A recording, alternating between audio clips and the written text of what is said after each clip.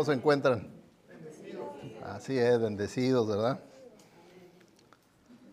Bueno, vamos a continuar con nuestra serie de mensajes en el libro de Santiago. Ya estamos muy cerca del fin y llegamos a un pasaje que ha sido controversial, ha sido malinterpretado y es el que leímos, ¿verdad? Que el hermano Gio nos guió últimamente. No el primer versículo que dio él, el primer versículo de Mateo. El mensaje es que nadie encuentre dónde recargar su cabeza, que nadie se duerma. Era un mensaje subliminal, ¿verdad? Que el hermano quería que entendiéramos, ¿verdad? Pero el otro, el de Santiago es un pasaje que se ha malinterpretado.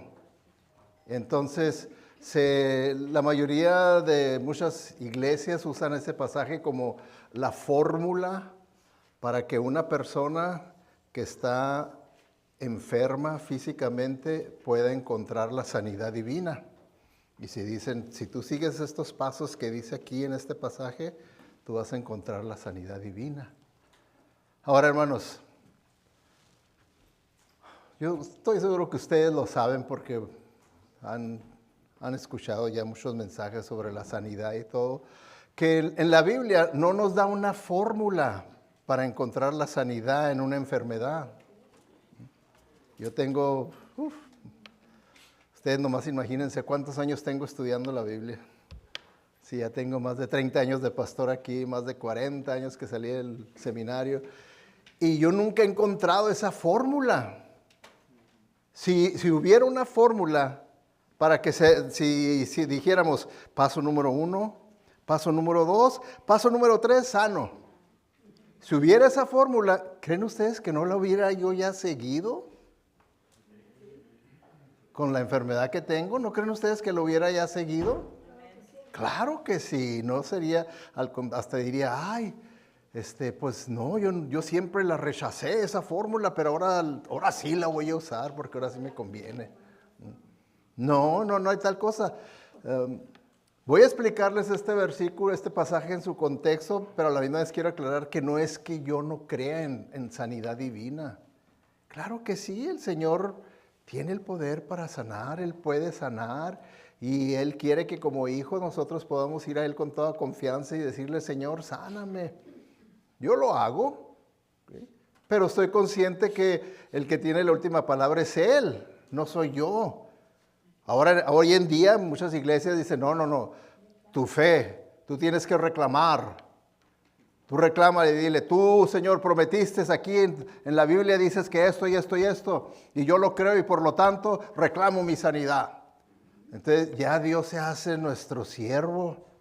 Ahora Él tiene que obedecernos a nosotros, en vez de nosotros someternos a su voluntad y decir como Cristo, Señor, Padre, si es posible que pase de mí esta copa amarga, pero que no se haga mi voluntad sino la tuya.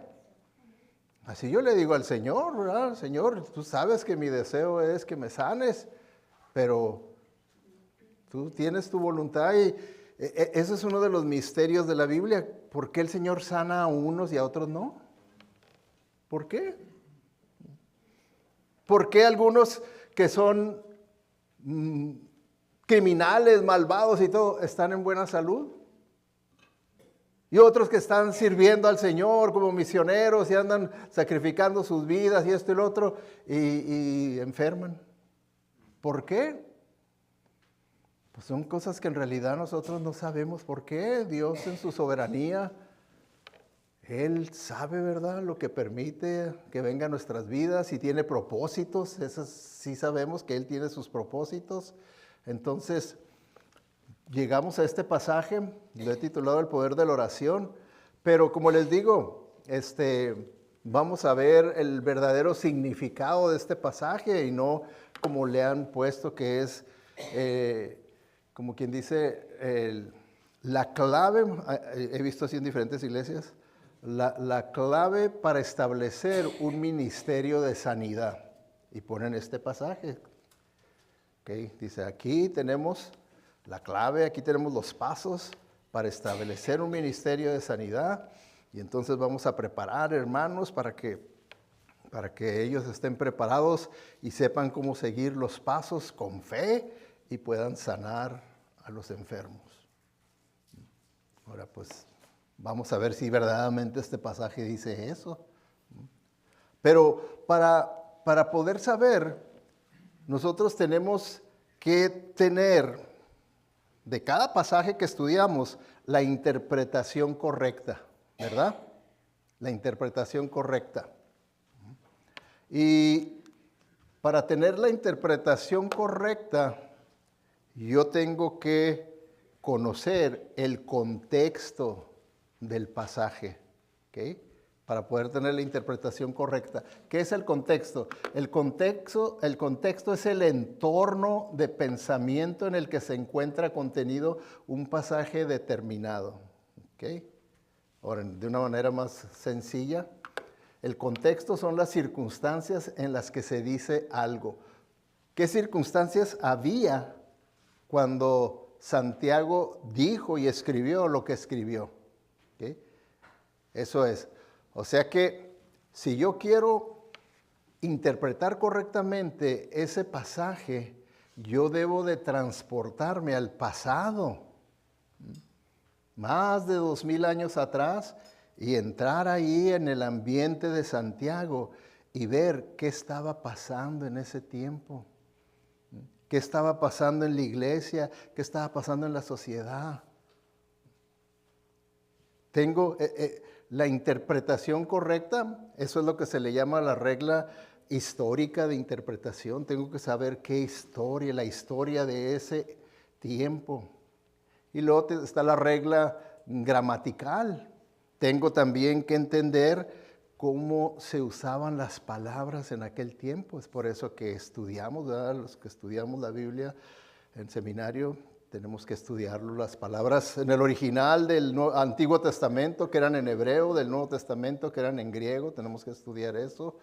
Y entonces vemos así que no vamos a interpretar un pasaje a la luz de nuestros días, de cómo entendemos las palabras hoy en día, de cómo entendemos la sociedad en nuestros días, cómo entendemos las circunstancias en nuestros días. No, porque eso no sucedió ayer aquí en el valle.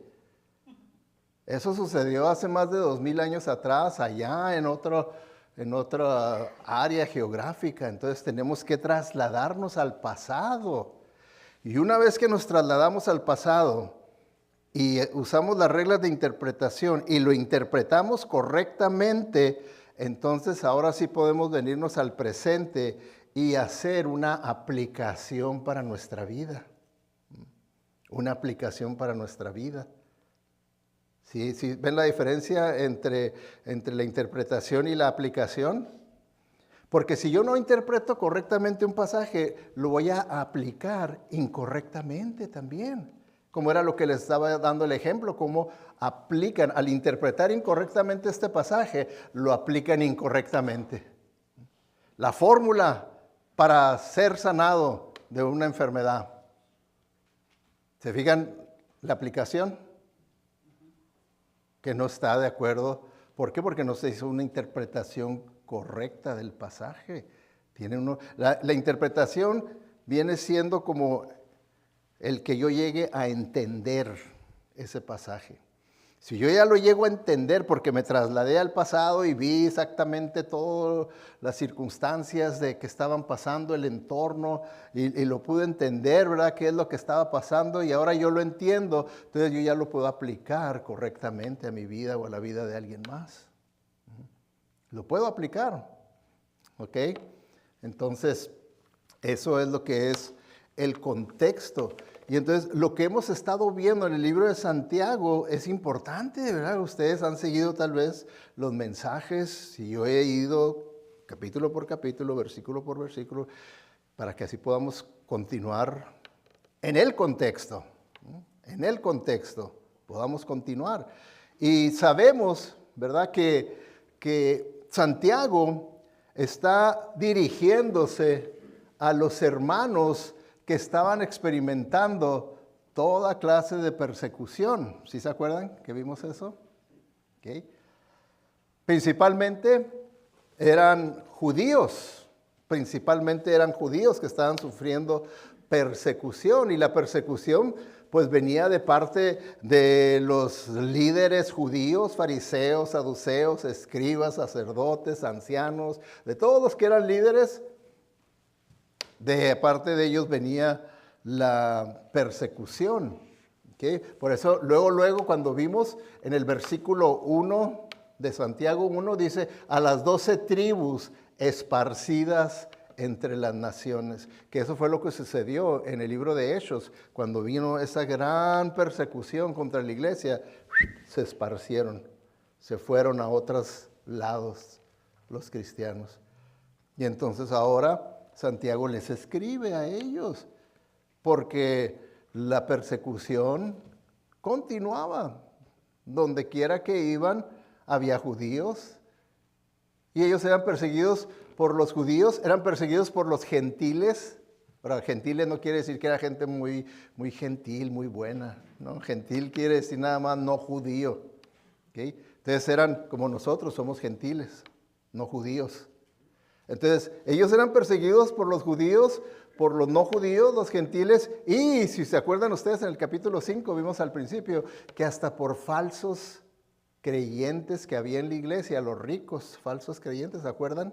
Cómo abusaban de ellos y hasta, como dice ahí, manipulaban a las cortes para siempre los ricos ganar las demandas, y no tan solo eso, dice que hasta llegaron a matar cristianos. ¿Sí se acuerdan de eso? Es importante que se acuerden, porque ese es el contexto. Cuando uno se acuerda del contexto, entonces va a poder uno continuar interpretando, entendiendo correctamente los siguientes versículos. Porque los escritores de la Biblia no se sentaron, hermanos, a decir, a ver, ¿qué les voy a decir? ¿De qué les voy a decir a los hermanos? A ver, les voy a hablar sobre este tema. Y luego, les voy a hablar acerca de la lotería. Y luego, ahora les voy a hablar acerca de esto. No se pusieron así, no. Era una situación que iban a tratar ellos y lo escribieron todo, una carta que tiene un contexto. Entonces nosotros muchas veces no. Con eso de que la Biblia está dividida en capítulos y versículos, creemos que están ellos tratando, ahora quieren hablar de este tema y ahora quieren hablar de este tema, como en este caso, que está hablando de las tribulaciones que estaban pasando, y de repente decimos, sí, pero aquí ya de repente el cambio de opinión y dice, aquí les voy a dar la fórmula para ser sanados de alguna enfermedad física que ustedes tengan. ¿Cómo a poco se salió completamente así del tema que estaba hablando? No se salió, lo que pasa es que yo lo interpreté mal. Yo lo interpreté incorrectamente. Dice, hermanos y hermanas, no huyan de las pruebas y las dificultades, por difíciles que sean, al final encontrarán gozo en ellas. ¿Qué era el propósito de Santiago? El de animarlos. No se rindan, hermanos. Yo sé que están pasando por dificultades, por pruebas difíciles, por persecución, pero tengan en cuenta la clase de Dios que tenemos, que la clase de Dios que tenemos tiene propósitos aún de esas cosas malas que nos pasan. Él tiene propósitos buenos para nosotros. Entonces, Él está animándolos, porque verdad que ¿quién de nosotros ha pasado por estas tribulaciones que ellos estaban pasando? Levante la mano, el que haya pasado por esas tribulaciones. La han perseguido los judíos, los gentiles, la han tratado de matar. No sé. Bueno, nadie de nosotros hermanos, lo que nosotros podamos experimentar comparado a lo que ellos, porque a ellos, acuérdense, cuando estamos hablando de persecución, es de quererlo atrapar y agarrar para quitarle la vida, para echarlo al circo romano con los leones, con las bestias, con los guerreros que metían ahí para que el cristiano sirviera de show para todos los paganos.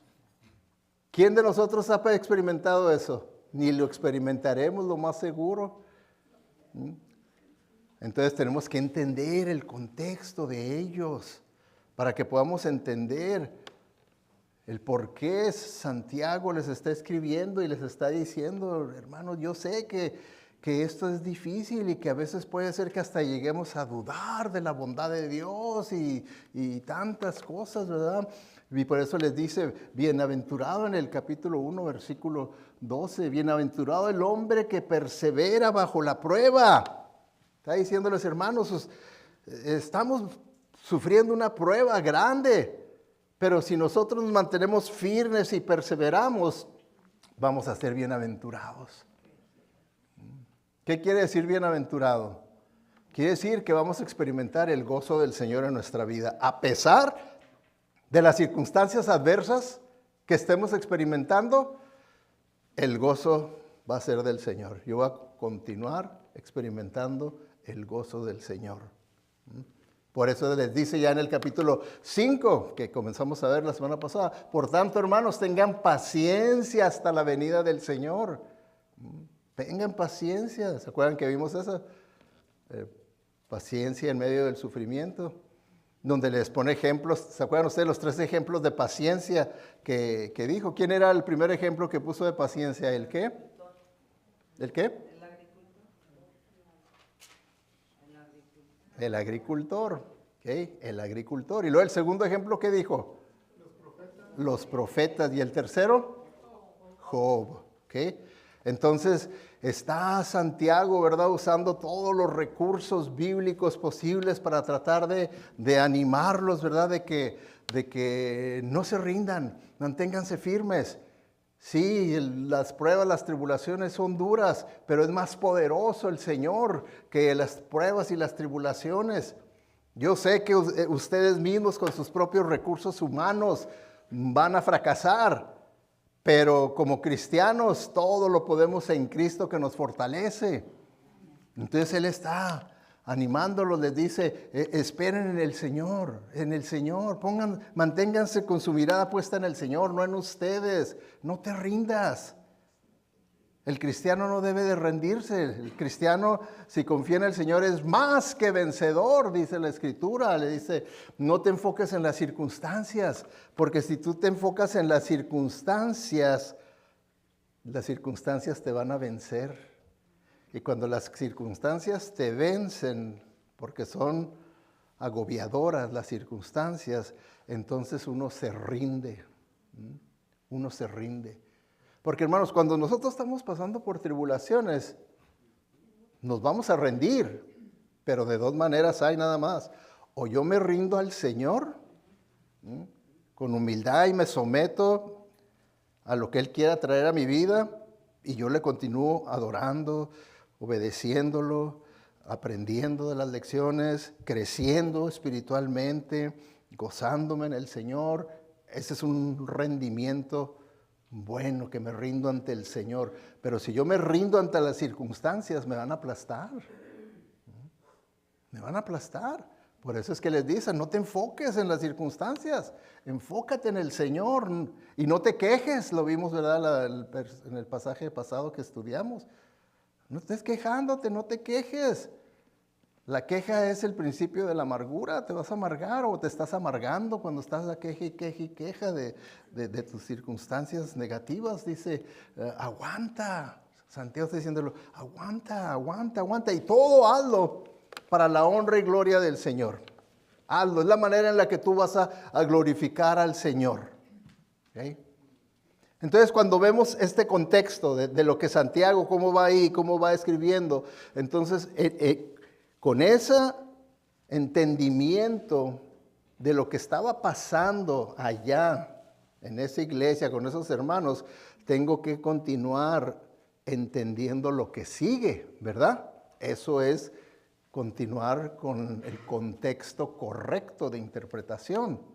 No le voy a cambiar al tema porque ese no es el tema que está tratando Santiago. Por eso la pregunta es, ¿cuál es el tema principal de Santiago 5, 13 al 18? Ábranlo su Biblia, vamos a volverlo a leer para que vea cómo usted mismo puede descubrir cuál es el tema principal de este pasaje. Y usted me va a decir si el tema principal se trata acerca de la fórmula para ser sanado de una enfermedad física. ¿Qué me va a decir? ¿Lo encontraron? ¿Sí? Ahora, para que usted pueda decirme cuál es el tema principal en una sola palabra, ustedes fíjense conforme lo vayamos leyendo, cuál es esa palabra que se repite en todos los versículos, es repetida una misma palabra. Vamos a leerlo, dice, ¿está afligido alguno entre ustedes? Que ore. ¿Está alguno de buen ánimo? Que cante alabanzas. Versículo 14, ¿está enfermo alguno de ustedes? Haga llamar a los líderes de la iglesia para que oren por él y lo unjan con aceite en el nombre del Señor. Versículo 15, la oración de fe sanará al enfermo y el Señor lo levantará, y si ha cometido pecados, sus pecados se le perdonarán. Versículo 16, por eso confiésense unos a otros sus pecados y oren unos por otros para que sean sanados. La oración del justo es poderosa y eficaz. Elías era un hombre con debilidades como las nuestras, con fervor oró que no lloviera y no llovió sobre la tierra. Volvió a orar y el cielo dio su lluvia y la tierra produjo sus frutos. ¿Qué palabra se repite? La oración. La oración. La oración. Entonces, ese es el tema. ¿Cómo titulé el mensaje? El poder de la oración. Poder de la oración. Y si se fijan en sus Biblias, y si tienen la Biblia en Nueva Versión Internacional, casi siempre ponen ahí cuál es el tema de esa sección. Y ahí dice, ¿verdad? Gio no la leyó, ¿verdad? Ese comentario que está ahí no es de la Biblia, es el comentario de los que publicaron la Biblia, que ponen más o menos el tema de esa sección. ¿Ok? Entonces, el tema el principal es el de la oración, el de la oración. Entonces, aquí en el contexto, Santiago está animando a los cristianos, hermanos, manténganse firmes en la fe, sean pacientes a través de las tribulaciones y las pruebas que vienen a sus vidas, ¿okay? Tengan resistencia en medio de las tribulaciones. Entonces, ¿cuál es el corazón de la resistencia? ¿Cómo es que puede uno llevar a cabo lo que Santiago está aconsejando, lo que Santiago está instruyéndonos a que hagamos cuando estamos pasando por pruebas, tribulaciones fuertes y queremos verdaderamente hacer el ideal de Dios? Porque esto que Santiago nos presenta aquí está diciéndonos, miren, este es el ideal de Dios, que ustedes se mantengan firmes, pacientes en medio de las tribulaciones, en medio de las pruebas, con su mirada puesta en el Señor, confiando en el Señor, no en las circunstancias. Ese es el ideal. Ahora la pregunta es, ¿todos cumplimos ese ideal cuando estamos pasando por pruebas o tribulaciones o tentaciones? Tal vez no siempre, ¿verdad? Puede ser que en algunas ocasiones sí, tal vez en otras ocasiones no. ¿Sí? Pero existe la gran posibilidad de que no hagamos el ideal de Dios. Y entonces ahí es donde vamos a estar viendo que Santiago es a donde va. Ya estuvo hablando, diciendo, hermanos, este es el ideal de Dios, esto que hay que hacer, pero ahora va también a tratar cuando no se hace el ideal de Dios. Entonces, lo que está diciendo aquí dice, las personas que están llamadas a tener paciencia y resistencia, a sufrir sin quejarse, a soportar la aflicción como lo hizo Job, como lo hizo todos los demás profetas, dice, a soportarlo todo, tendrán que ser personas comprometidas ¿con qué? Con la oración, es lo que está diciéndonos Santiago. Van a tener que estar ustedes comprometidos con la oración.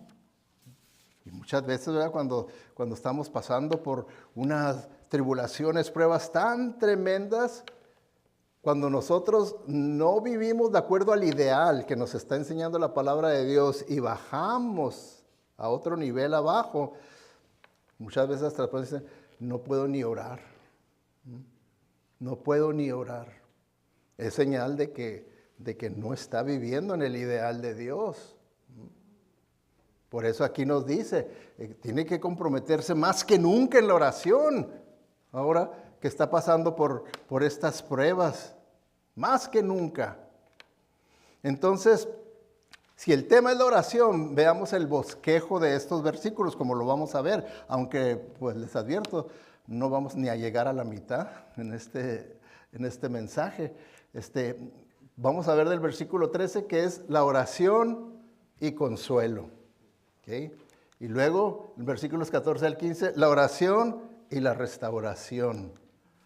Oración y compañerismo y oración y poder. ¿Okay? Esos son los 4 puntos que vamos a estar viendo en los próximos mensajes. Ahora vamos a alcanzar a cubrir el número 2, pero nada más la mitad del número 2. Nomás la mitad. ¿Por qué? Porque como estoy aclarándoles una interpretación errónea con una interpretación correcta, pues tengo que ir de una manera más lenta explicándoles el contexto, yéndome a la historia, yéndome a la gramática, y por eso, ¿verdad?, tenemos que irnos un poco más despacio. Entonces vamos a ver la oración y el consuelo, punto número 1. Y ahí, ¿verdad?, pregunta Santiago, ¿está afligido alguno entre ustedes? ¿Qué debe de hacer? ¿Quejarse? ¿Qué debe de hacer? Que ore, dice. Que ore, ese es el tema. ¿Está alguno de buen ánimo? Que cante alabanzas. Entonces está diciendo, miren, hasta para podernos evaluar a nosotros. Cuando usted está pasando por pruebas y tribulaciones, ¿a qué lado se hace más? ¿Para qué lado se hace más? Alabanzas. Ahí es donde tenemos que hacernos, ¿verdad? Para el lado de las alabanzas, para el lado de la oración, para el lado de la adoración a Dios. Porque es cuando más necesito de Él. Y es cuando muchas personas, es cuando más se retiran de Él. Fíjense nomás qué bonito arreglo. Más se retiran de Él cuando es cuando más lo necesitamos. Entonces, es importante que nosotros entendamos las palabras, porque ¿ustedes creen que la Biblia es palabra de Dios? Amén. Quiere decir eso, que ustedes creen que Dios es el autor y Santiago nomás fue el escritor. Él no fue el autor fue Dios y él fue el escritor. ¿Ok? Entonces Dios escogió las palabras que él quería usar. Por eso es importante cuando nos vamos a la interpretación y nos vemos, ok, ¿cómo se usaban? ¿Qué palabras usó? Porque ¿en qué idioma escribió Santiago esta carta? ¿Español, inglés, hebreo, griego, arameo? ¿En qué? Es el Nuevo Testamento, ¿eh? Ya se los dije al principio.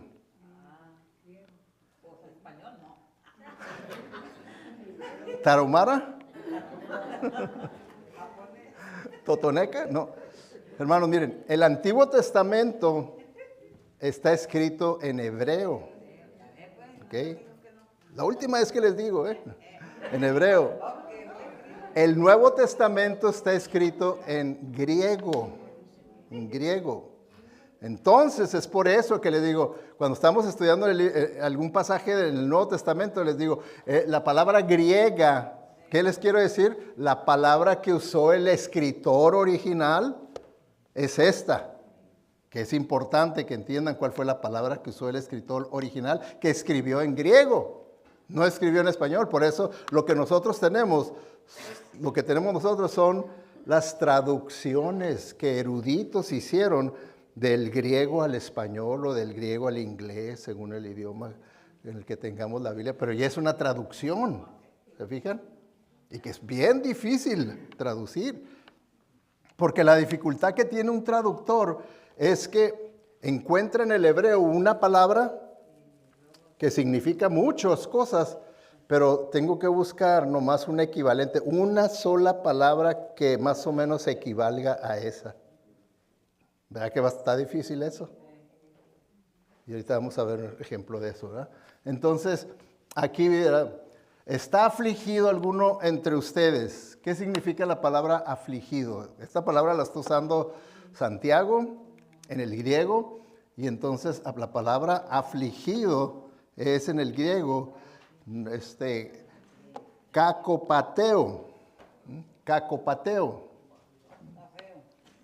Que te patean. Dice, sufrir penalidades, soportar quebranto. Entonces, oigan, cuando dice, ¿está afligido alguno entre ustedes? ¿Está alguno de ustedes sufriendo penalidades, soportando quebranto? ¿Hay alguno de ustedes que está así? ¿Qué creen ustedes que quién levantó la mano en esa iglesia? Todos, déjense, aquí estoy, soy yo. Todos, ¿verdad? Estaban sufriendo. Entonces, es lo que les estaba, él preguntó, ¿alguno de ustedes está sufriendo persecución? Claro que sí, todos, ¿alguno de ustedes sufre abuso? Sí, estaban siendo abusados hasta de los falsos creyentes que había ahí dentro de la iglesia. ¿Alguno de ustedes está siendo golpeado y aplastado? Pues sí, todos sí, pues ¿cómo que sí? ¿Y qué les dice entonces? Quéjense pues.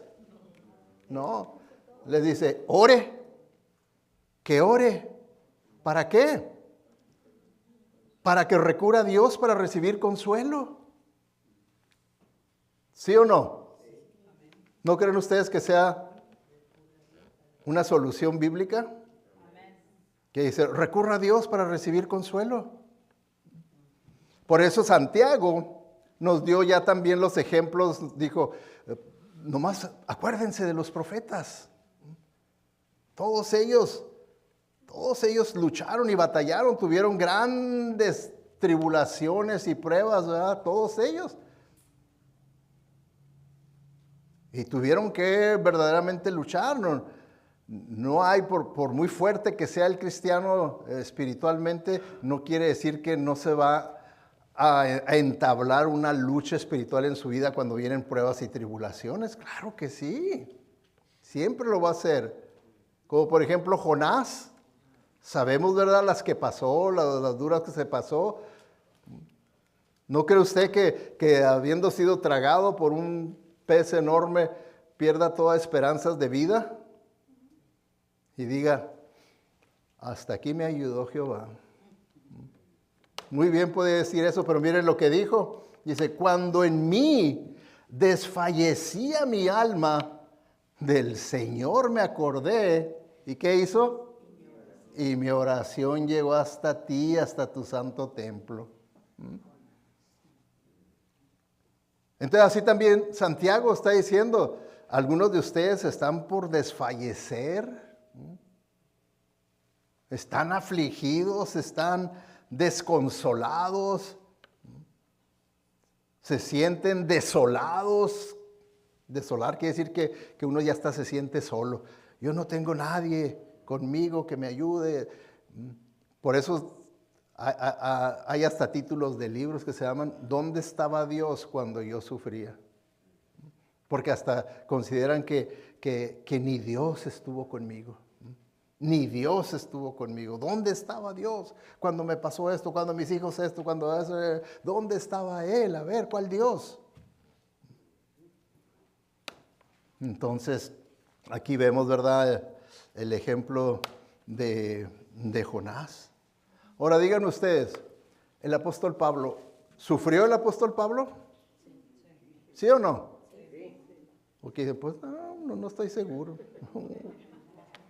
Nomás él mismo da una lista por lo que él ha pasado en su ministerio. Y dice, me han apedreado tantas veces. Me han latigueado tantas, esto, me han dejado por muerto fuera de la ciudad, y presento un listón que juntando todas nuestras tribulaciones y sufrimientos no le llegamos ni a la mitad de las de él, ni a la mitad de las de él. Y sin embargo, escribiéndole a los Corintios, les dice, bendito sea el Dios y Padre de nuestro Señor Jesucristo, Padre misericordioso y Dios de toda consolación, quien nos consuela en todas nuestras tribulaciones. ¿En cuántas tribulaciones? O nomás algunas, las suavecitas. En todas las tribulaciones. Dice, en todas nuestras tribulaciones. Y Pablo lo experimentó porque tuvo muchas tribulaciones. Tuvo muchas tribulaciones. El Dios de toda consolación. Quiere decir que no hay nada que podamos nosotros pasar por este mundo, por esta vida, en la que Él no pueda consolarnos. ¿Qué quiere decir consolarnos? Bueno, la palabra griega es paraklesis. Paraklesis.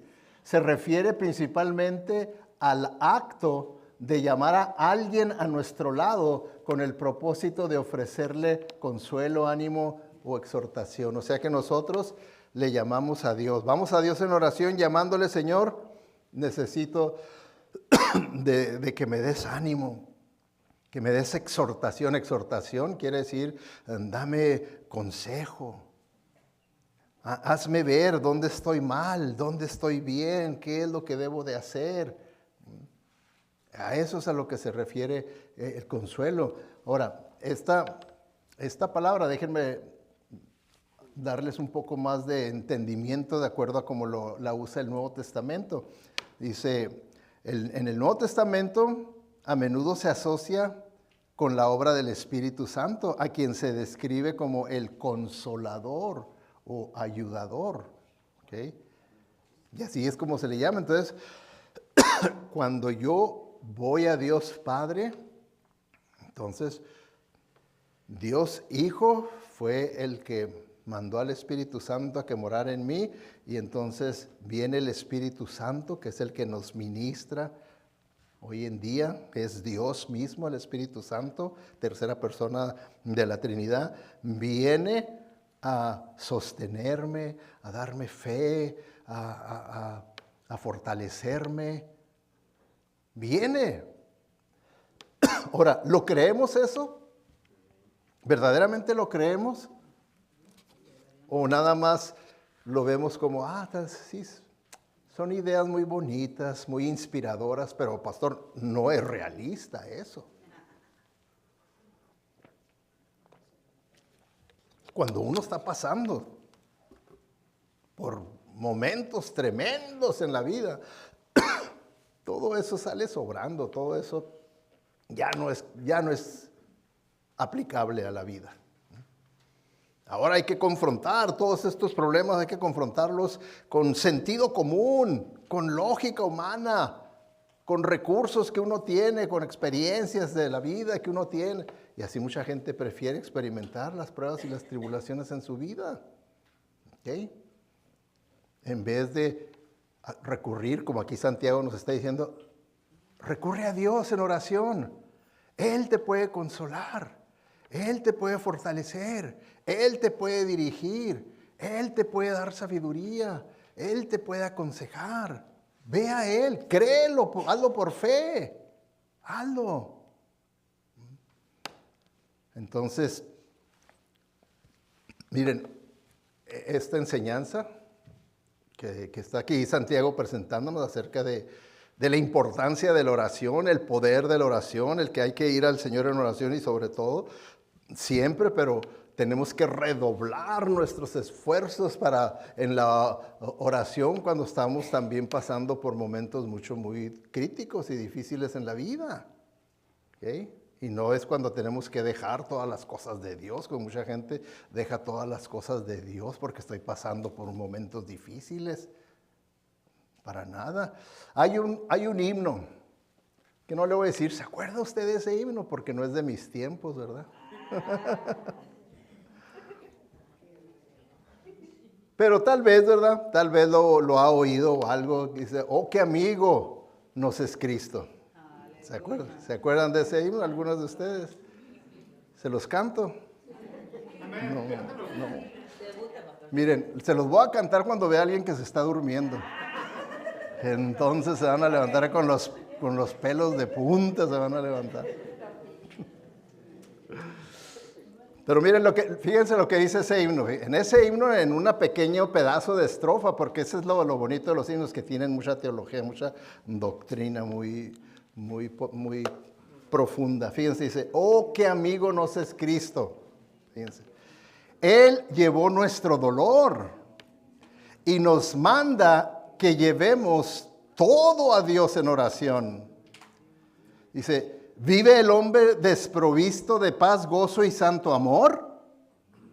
¿Por qué es eso? Esto es porque no llevamos todo a Dios en oración. ¿Se fijan? Ya nomás con ese pequeño pedazo de estrofa ya dijo todo lo que les he estado diciendo. Pero no se vayan, todavía no termino.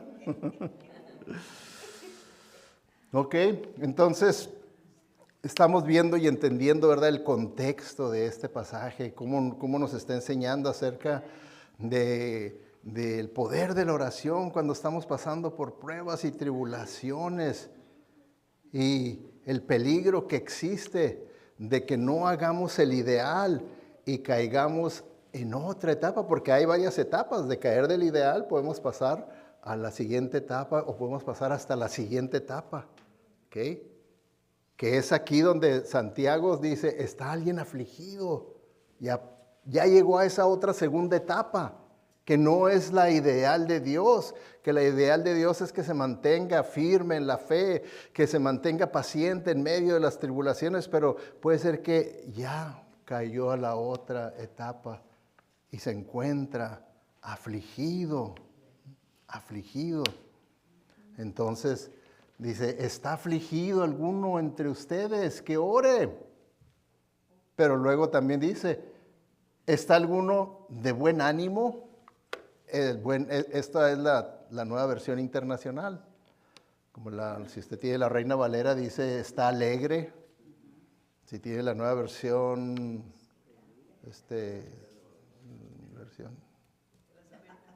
viviente, la nueva versión viviente, dice, ¿está alguno de ustedes feliz? Entonces se usa diferentes palabras, como les digo, los traductores andan siempre, ay, ¿qué palabra puede ser esta? Pero la palabra griega es thumos es la palabra griega que algunos tradujeron buen ánimo, otros alegre, otros feliz, ¿okay?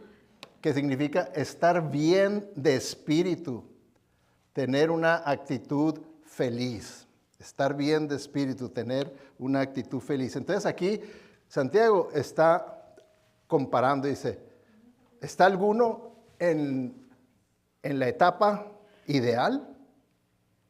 Que está pasando por tribulaciones, las mismas tribulaciones que todos los hermanos de ahí de la iglesia. Está pasando, pero aún así, usted está bien de espíritu. Usted tiene una actitud de gozo en el Señor. ¿Está usted así? O ya está en la segunda etapa, ¿okay? Que está afligido. Si usted está afligido, vaya al Señor en oración, inmediatamente. Dice, vaya al Señor en oración.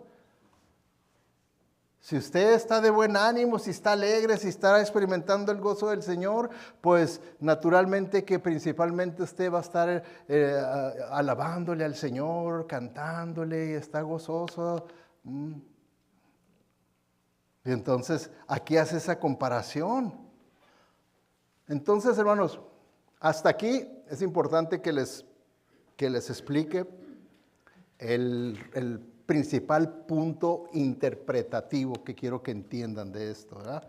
Aquí está, dice, el principal punto interpretativo que quiero que noten del versículo 13, que es el que acabamos de leer, es que Santiago no le preocupa la oración en relación con aquellos que están físicamente enfermos, sino por aquellos que están sufriendo espiritual y emocionalmente los efectos de sus pruebas, tentaciones y persecuciones.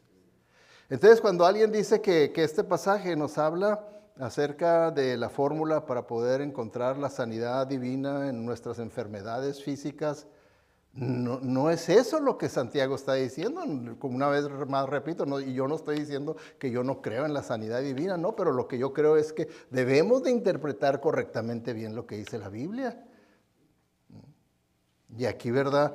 En el contexto, pues a eso se está, hasta donde vamos, a eso es a lo que se está refiriendo. ¿Okay? Porque muy bien puede decir, sí, pero ahorita lo voy a agarrar en el siguiente, van a ver. Lo voy a agarrar en el versículo 14. Entonces, hasta ahí, ese es el punto interpretativo, ¿verdad? Cuando uno le interpreta correctamente la palabra de Dios, que se fue uno al pasado y ve el contexto y ve las palabras gramaticales que se usan y todo, llega a esa conclusión. Dice, pues no está hablando acerca de enfermedades físicas. Está hablando de un estado espiritual, emocional, que por eso en el versículo 14, ¿verdad? Vemos que dice, ¿está alguno entre ustedes enfermo? Y los traductores usaron la palabra enfermo, considerando, diciendo, esta persona, hay personas que están en el ideal, experimentando el gozo del Señor en medio de las tribulaciones, y luego hay quienes ya pasaron a la segunda etapa y están afligidos. Pero luego existe la tercera etapa, aquellos que ya están derrotados. Y entonces lo que está haciendo cuando dice hay alguno que está enfermo, en realidad está usando la palabra como diciendo, estaba sano una persona espiritualmente y luego empezó a decaer y ahora está enfermo espiritualmente. Enfermo espiritualmente. Por eso, hermanos, dice, en consecuencia, el siguiente punto, ¿verdad? El siguiente punto de este pasaje, Santiago pasa del que sufre al que ha perdido la capacidad de soportar el sufrimiento. Porque sí sucede eso. Cristianos que ya completamente se rinden. ¿Okay? Y cuando llega al versículo 14 tenemos al soldado caído. ¿Okay? Tenemos al guerrero herido, al cristiano exhausto, cansado, deprimido y derrotado. Por eso es que ya en el punto número 2 del bosquejo, ¿verdad? Donde la oración dice, ahora oración y restauración. Ahora hay que restaurar a este soldado caído. Hay que restaurar a este soldado caído. Y entonces ahí es donde viene el punto número 2, oración y restauración. Y dice, ¿está enfermo alguno de ustedes? Haga llamar a los líderes de la iglesia para que oren por él y lo unjan con aceite en el nombre del Señor. ¿Okay? Entonces está diciendo aquí, bueno, si ya llegó de una condición espiritual, emocional débil a una enferma, que es así como está usándolo, porque no cambió de tema, no cambió de ese tema que está hablando de la condición emocional, espiritual en la que un cristiano puede estar a causa de las tribulaciones y las cosas. No de repente lo cambió y dijo, ahora quiero hablar acerca de la enfermedad física. Déjenme hablarles y decirles cómo una persona con cáncer se puede sanar. No cambió de tema. Él sigue con el tema de preocupación de los hermanos que ya le había llegado a oídos de él, que ya eran soldados que habían caído, que estaban ya rendidos. Entonces dice, pero pastor, ahí dice que está enfermo. Pues sí, pero no está hablando de una enfermedad física. Como les digo, los traductores tienen que buscar una palabra, ¿okay? Tienen que buscar una palabra y en el contexto dicen, bueno, pues aquí vemos que el cristiano fue decayendo desde una posición de sanidad hasta una posición de enfermedad espiritual. Y entonces usan la palabra, pero no porque eso. Entonces dice, bueno, ¿y cómo sabe usted? Bueno, vámonos al original, pues, al griego. ¿Qué palabra usó Santiago cuando lo escribió? Enfermo usó la palabra griega asteneo, y el significado principal es ser débil, ser frágil, ser impotente. Y sigue con el tema de las pruebas y las tribulaciones que me derrotaron. Me debilitaron mi fe al punto que me rendí a las circunstancias de la vida. Me rendí. Estoy frágil ante ante los ataques del enemigo, me siento impotente de poder salir adelante de esta situación. Entonces usa la palabra asteneo, porque por lo general cuando se trata de la palabra enfermo físicamente, se usa otra palabra griega. Déjenme les enseño un ejemplo, como aquí dice, Jesús recorría toda Galilea enseñando en las sinagogas, anunciando las buenas noticias del reino y sanando toda enfermedad y dolencia entre la gente. ¿De qué enfermedad ve usted así nada más de que esté hablando? ¿De qué enfermedad ve usted ahí? Física, pues ustedes han leído los evangelios, ¿verdad? Cómo el Señor sanó físicamente a personas ciegas, leprosas y daba toda clase de dolencia entre la gente. Entonces ahí está la palabra enfermedad, otra vez. Ahora, ¿qué palabra usó? Porque allá, ¿verdad? Santiago usó la palabra asteneo, que es en referencia a una enfermedad espiritual, emocional. Y aquí dice enfermedad es malaquía. Malaquía, que es indisposición física, debilidad, enfermedad del cuerpo. ¿Se fijan la diferencia entre una y otra? Ahí se las puse juntas, lo que es asteneo y lo que es malaquía. Y Santiago, ahí en el versículo 14, cuando dice, ¿está enfermo alguno de ustedes? Está diciendo, ¿está asteneo alguno de ustedes? No está usando malaquía, dice, ¿está malaquía alguno de ustedes? Entonces sí podemos decir, oh, ahora sí está hablando de una enfermedad física, porque está usando la palabra con referencia a una enfermedad física, pero no es la que está usando la palabra asteneo. Y esa palabra asteneo a través de la Biblia se usa siempre de esa debilidad, el debilitamiento de la fe, el debilitamiento de poder soportar las pruebas, las tentaciones, las tribulaciones. Como por ejemplo, déjenme les enseño, como en Romanos dice, y la fe de Abraham no se asteneó, no se debilitó. ¿Se fijan? La palabra que usó Santiago para enfermo. La fe de Abraham no se debilitó, no se enfermó, no bajó a otra etapa. No bajó a pesar de que a los 100 años de edad pensaba que su cuerpo estaba prácticamente muerto y también estaba el vientre de Sara. ¿Qué decías, Abraham? Bueno, yo sé que humanamente yo ya y mi esposa no podemos tener hijos. 100 años, no podemos tener hijos. Y mi esposa ni de joven pudo tener, menos ahora a los 100 años. Pero, dice ahí, su fe no se debilitó. Él permaneció confiando en Dios. Dice, bueno, yo sé, pero para Dios no hay imposibles. Para Dios no hay imposible. Él va a poder, si Él así nos lo reveló, que vamos a ser padres, pues vamos a ser padres. Y dice que no se debilitó la palabra asteneo, que es la palabra que está usando Santiago aquí, ¿verdad? Enfermo. Los traductores pusieron enfermo, considerando el contexto de las etapas emocionales, espirituales, de la condición en la que puede estar un creyente. Y dice, ya llegó a esta otra etapa de enfermedad espiritual.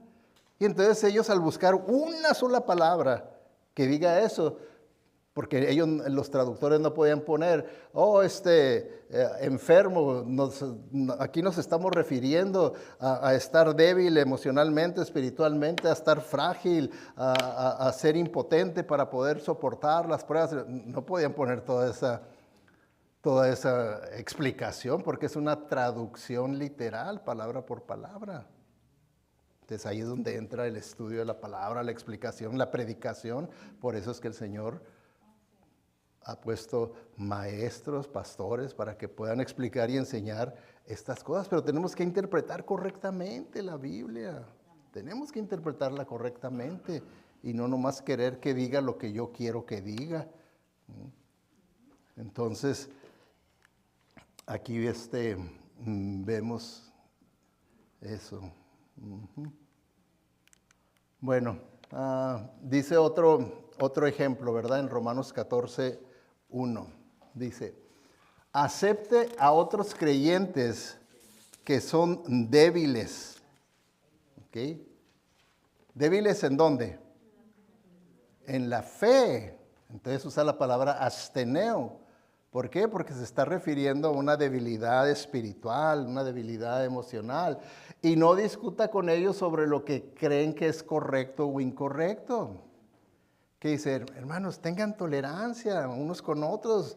Puede ser que usted esté más fuerte espiritualmente, con mayor conocimiento de la palabra que otros, pero cuando usted encuentre un hermano que está equivocado en su posición, no lo ataque.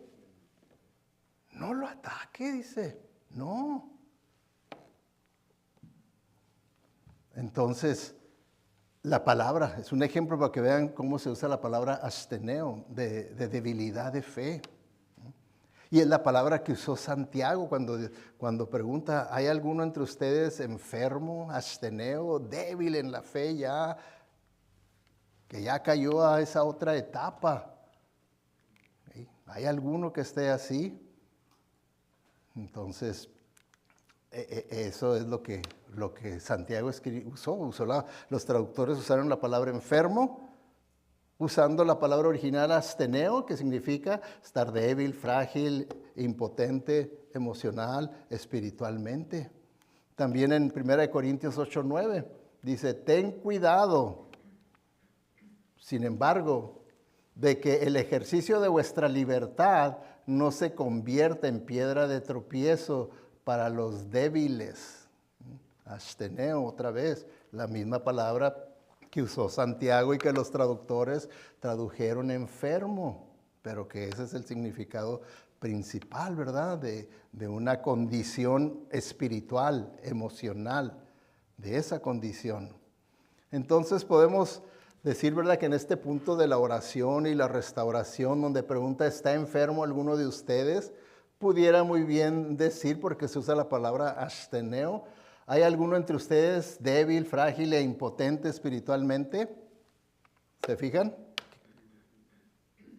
Para que no caigamos en el error de decir, no, aquí está diciéndonos, delineándonos cómo podemos establecer un ministerio de sanidad física aquí en la iglesia, nomás siguiendo estos pasos. ¿Verdad que no está hablando de nada de eso? ¿Sí o no? No. Y nomás les he estado explicando nomás más detalladamente como estudiamos, como yo estudio para preparar los mensajes, pero ahora tuve que enseñarles un poquito más, ¿verdad? Del contexto que es importante, las palabras griegas, el contexto histórico. Entonces, eso es lo que vemos. Entonces, la próxima semana vamos a continuar con el bosquejo, la oración y consuelo. Ahorita cubrimos oración y restauración, nomás la mitad. Vamos a continuar con la otra mitad. Y oración y compañerismo y oración y poder. ¿Ok, hermano? ¿Capich? ¿Sí quedó claro? ¿Sí? Les pregunto porque pues fue casi una hora de explicación. Nomás falta un minuto. Y les platico porque en una ocasión, así también, me aventé una hora explicando la pregunta, ¿de dónde sacó Caín su esposa? Y me aventé una explicación y uno como predicador, cuando termina, a veces siente y dice, hijo, estuve terrible, no pude explicar bien el pasaje, se siente uno mal, ¿verdad? Pero en otras ocasiones dice uno, qué bárbaro, me aventé. Y esa vez que les expliqué de dónde sacó Caín su esposa, estaba yo bajando bien inflado y me aventé, quedó bien clarito. Y no, apenas estaba yo aquí cuando alguien vino y me dijo, oye, pastor, entonces, ¿de dónde la sacó?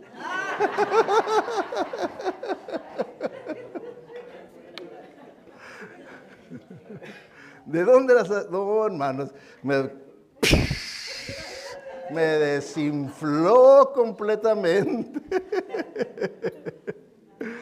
Por eso, no quiero que alguien vaya a venir a desinflarme, ¿ok? Vamos a orar, hermanos. Vamos a darle gracias a Dios. Gracias, Señor. Gracias, muchas gracias, Señor, porque tú eres bueno, eres misericordioso y nos dejaste estas instrucciones porque mejor que nadie tú sabías que vamos a pasar por pruebas y tribulaciones difíciles en esta vida, pero tú nos has dejado todo lo necesario, todo. Te tenemos a la Trinidad con nosotros, a favor nuestro. Si Dios con nosotros, ¿quién contra nosotros? Tú te preguntas, Señor, y debemos nosotros creerlo, que todo lo podemos en Cristo que nos fortalece, que somos más que vencedores por medio de Él, que se entregó por nosotros. Señor, te damos gracias por estas instrucciones y ayúdanos a que los podamos poner en práctica, ya que sabemos que solamente obedeciendo tu palabra es que vamos verdaderamente a ser más que vencedores, vamos a poderlo todo en ti, Señor, porque podemos recibir tu presencia. Tú eres el consolador, vienes y provees de todo lo necesario para que nosotros podamos mantenernos firmes con el único propósito de honrarte a ti, glorificarte, porque estamos expresando una fe viva y verdadera a través de nuestra manera de responder a las tentaciones, tribulaciones y adversidad en nuestra vida.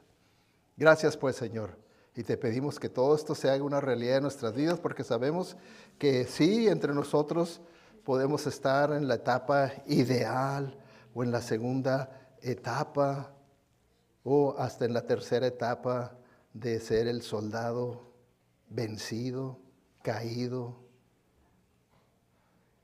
Gracias porque tú sabes, Señor, la condición de cada uno de nosotros y tú quieres ministrarnos para sacarnos adelante y que podamos vivir de acuerdo a tu ideal, Señor.